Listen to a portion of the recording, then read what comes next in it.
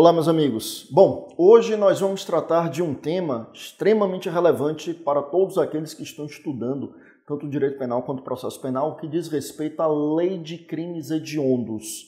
É um tema de legislação penal especial que abrange matéria de direito penal material e direito processual penal. Vamos então a essa lei tão importante, sobretudo para quem está estudando para concurso público, lei de crimes hediondos. Antes disso, mais uma vez quero convidá-los para se inscrever aqui no nosso canal, para acompanhar os nossos vídeos, sempre com dicas, com temas relevantes para o seu estudo, para a sua atualização.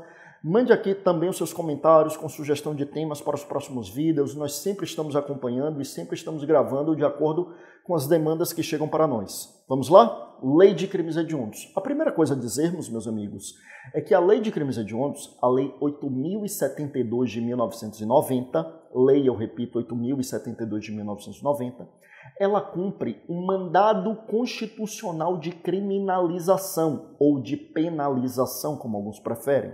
O que é isso? O que é um mandado constitucional de criminalização? O nome é quase que autoexplicativo.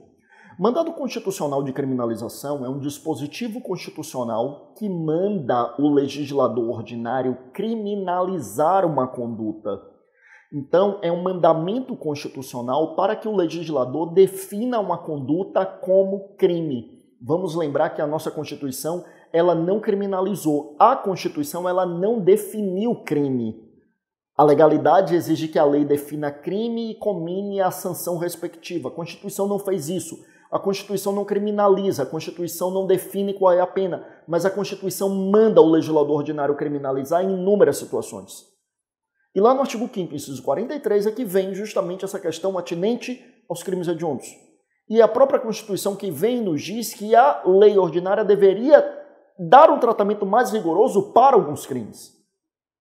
E entre eles, a própria Constituição já estabeleceu ali o tráfico de entorpecentes, o terrorismo e a tortura. Tráfico, terrorismo e tortura são crimes equiparados a hediondos pela própria Constituição. É a própria Constituição que outorgou este status de crime equiparado a hediondo, eu repito, ao tráfico de drogas, ao terrorismo e à tortura. A Constituição fala em tráfico de entorpecentes, a lei de drogas à época falava em tráfico de entorpecentes, a atual lei de drogas 11.343 fala em tráfico de drogas mesmo. Então nós temos aqui tráfico de drogas, terrorismo e tortura como crimes equiparados a hediondos. Aí veio a Lei 8.072, cumprindo esse mandamento constitucional, considerando alguns crimes como hediondos e dando um tratamento mais rigoroso a estes crimes. Em alguns momentos, um tratamento rigoroso até demais. E aí foi necessário que o Supremo fizesse uma intervenção e dissesse, não, peraí. Como, por exemplo, tinha no artigo 2º que dizia que o sujeito não podia progredir de regime, dizia que o regime de cumprimento de pena seria integralmente fechado. Veio o Supremo e disse, não pode, porque aí viola o princípio da individualização da pena. Então, é um tratamento mais rigoroso, mas não é tão rigoroso assim, não pode ser rigoroso a ponto de violar direitos fundamentais. Quais são os crimes hediondos atualmente? Esse rol dos crimes hediondos já foi alterado inúmeras vezes, a última vez foi em 2015. Quais são os crimes hediondos atualmente? Nós temos, homicídio qualificado, é crime hediondo, homicídio qualificado. O homicídio simples praticado em atividade típica de grupo de extermínio, ainda que por um só agente. Então, homicídio qualificado. O segundo é homicídio simples praticado em atividade típica de grupo de extermínio, ainda que por um só agente. Aí nós temos, é importante lembrar, inclusive, que tem se entendido em doutrina e jurisprudência que o homicídio privilegiado não pode ser hediondo. Então, o homicídio qualificado é hediondo, mas se ele for qualificado e privilegiado ao mesmo tempo, ele perde essa natureza hedionda. Tá? É importante que a gente lembre isso. Então, eu terei aqui, como crime hediondo, o homicídio qualificado, o homicídio simples praticado em atividade típica de grupo de extermínio, ainda que por um só agente. A lesão corporal grave ou a lesão corporal seguida de morte, praticado, é a chamada lesão funcional, porque é praticada contra membro das forças de segurança pública, definidas no artigo 144 da Constituição, membro das polícias de um modo geral, Polícia Civil, Polícia Militar, Polícia Federal, membro da Força Nacional de Segurança, membro das Forças Armadas ou membro do sistema prisional, como, por exemplo, agente carcerário. E também os mesmos crimes, a lesão gravíssima, a lesão seguida de morte, quando for praticado contra cônjuge, companheiro dessas pessoas ou parente até o 3º grau. Desde que, evidentemente, o crime esteja relacionado à função pública exercida por aqueles agentes. Veja que o que constou aí como hediondo foi a lesão gravíssima, a lesão qualificada de morte. O homicídio não precisava, porque o homicídio nesses termos já é homicídio qualificado, já é crime hediondo. Que mais eu tenho de crime hediondo? O latrocínio, que é o roubo qualificado pela morte, a extorsão qualificada pela morte, a extorsão mediante sequestro, o estupro de vulnerável, o favorecimento à prostituição de pessoa menor ou vulnerável, a adulteração, corrupção, falsificação de substância destinada à finalidade terapêutico-medicinal, a falsificação de remédio, né? Então, adulteração, corrupção, alteração ou falsificação dessa substância, o crime de genocídio, o crime de epidemia com resultado morte. Então, são os crimes hediondos que nós temos no rol da Lei 8.072 de 1990, rol taxativo. Além dos crimes hediondos, claro, a gente precisa lembrar dos crimes equiparados hediondos, tráfico de drogas, terrorismo e tortura. E qual é esse tratamento mais gravoso dado pela lei de crimes hediondos? A lei de crimes hediondos, por exemplo, proíbe a fiança, esses crimes são, portanto, inafiançáveis, proíbe a anistia, a graça e o indulto. Anistia, a graça e indulto são proibidos. Anistia, lembre, é uma lei que perdoa os crimes ocorridos no passado. Mantém a conduta como criminosa, mas as condutas perpetradas no passado são perdoadas. Isso tem que ser por meio de lei. O exemplo mais emblemático foi a nossa lei de anistia de crimes políticos em 1979.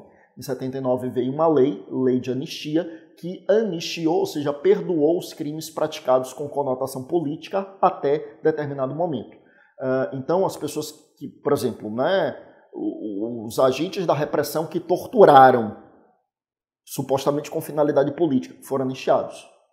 O sujeito que lutava contra a ditadura militar e roubou banco para financiar a guerrilha contra a ditadura, foi anistiado.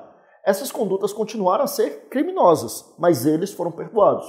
Então, a anistia não se confunde com abolitio criminis. Veja que, na época, ocorreu, então, anistia para tortura, anistia para torturador. Hoje, não seria possível. Por quê? Porque a lei de crimes hediondos veda a anistia e a tortura é um crime equiparado a hediondo. Aí nós temos a graça e o indulto.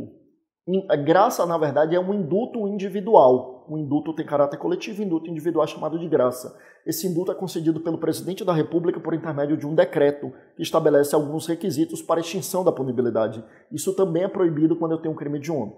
Então, a lei de crimes hediondos proíbe para os crimes hediondos equiparados a fiança, a anistia, a graça e o indulto. O que mais que eu tenho de tratamento mais rigoroso para o crime hediondo?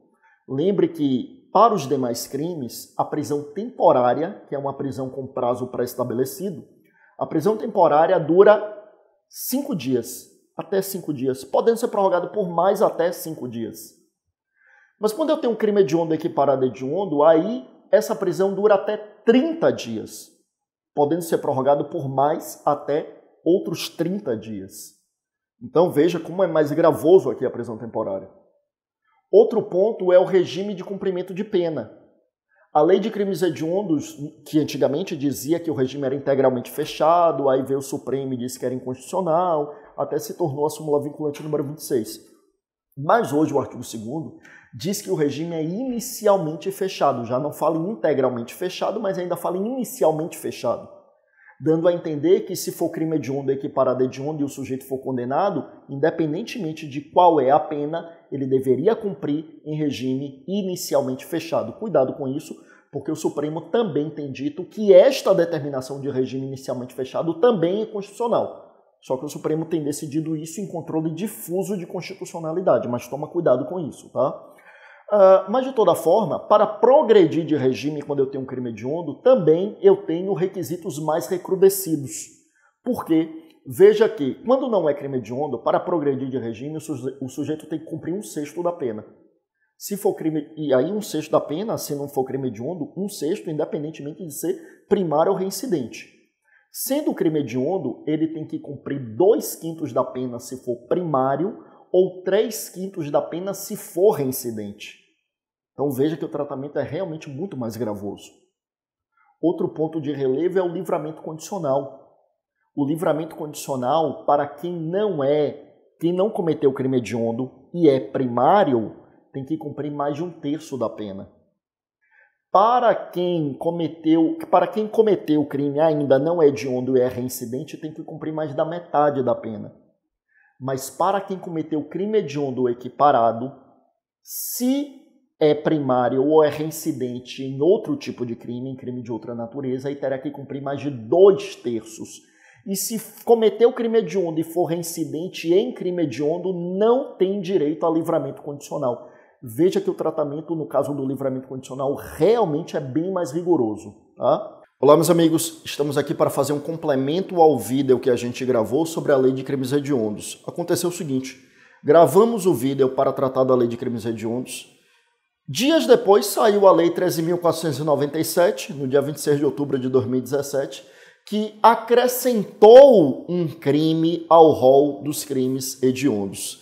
E aí nós divulgamos e no dia seguinte já saiu a lei e, portanto, o vídeo ficou desatualizado. A gente gravou aqui esse vídeo de bônus para fazer esse acréscimo. E, portanto, já peço desculpas aí e agradeço aos amigos que já comentaram fazendo esse alerta. Cristiane, Valdir, Ayrton, Presley, todos comentaram aqui no primeiro vídeo para mencionar que realmente já tinha ficado defasado porque no comentário não tinha a lei 13.497. É porque na época da gravação realmente ela ainda não existia, mas quando foi ao ar ela já tinha sido publicada, tá? Então faço esse vídeo em acréscimo, é um bônus em relação àquele vídeo lá que nós gravamos sobre a lei de crimes hediondos. E aí lembrando, meus amigos, que a lei de crimes hediondos, o primeiro vídeo, ele foi ao ar, nós retiramos do ar e agora estamos gravando esse bônus em acréscimo àquele primeiro vídeo, tá? Bom, no dia 26 de outubro de 2017 foi aprovada a lei 13.497, que acrescentou um tipo de crime ao rol dos crimes hediondos, que é o crime de porte ou posse ilegal de arma de fogo de uso restrito, que está lá no artigo 16 do Estatuto de Desarmamento. Lembra que o Estatuto de Desarmamento é a Lei 10.826 de 2003. Nessa Lei 10.826, os crimes em espécie se iniciam no artigo 12. Aí no artigo 12 a gente tem a posse irregular de arma de fogo de uso permitido. No 13 a gente tem o crime relacionado à ausência de cautela. No artigo 14 a gente tem o porte de arma de uso de fogo, de arma de fogo de uso permitido. Aí no artigo 15 a gente tem um crime de disparo de arma de fogo e no 16 a gente tem posse ou porte de arma de uso restrito. Então vamos lá. Qual a diferença de posse e porte?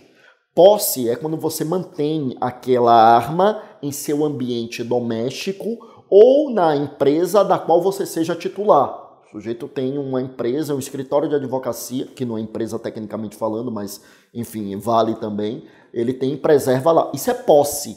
Se for arma de uso permitido, artigo 12. Quando é que eu tenho porte? Quando o sujeito está fora desses ambientes. Então o sujeito pega a arma e leva para a rua, já não é posse, é porte, é artigo 14. Aí a pena é um pouco maior, a pena máxima chega a 4 anos. Mas quando a gente fala em arma de uso restrito, que é a arma também chamada de uso exclusivo das Forças Armadas, aí não importa se é posse ou se é porte, cai tudo lá no artigo 16 do Estatuto de Desarmamento. E é este crime que agora é considerado hediondo, tá bom? Então, posse ou porte de arma de uso restrito, que é a arma de uso exclusivo das Forças Armadas, é agora crime hediondo desde outubro de 2017. Então, o sujeito que está ali carregando fuzil, que está carregando arma de uso restrito, será crime hediondo também. E aí, como que nós estamos gravando é um acréscimo ao vídeo sobre os comentários da lei de crimes hediondos, então tudo que a gente falou sobre a lei de crimes hediondos, então, está valendo agora também para o artigo 16 do Estatuto de Desarmamento, tá bom? Encerro por aqui, agora sim, foi um prazer, fiquem com Deus, até a próxima.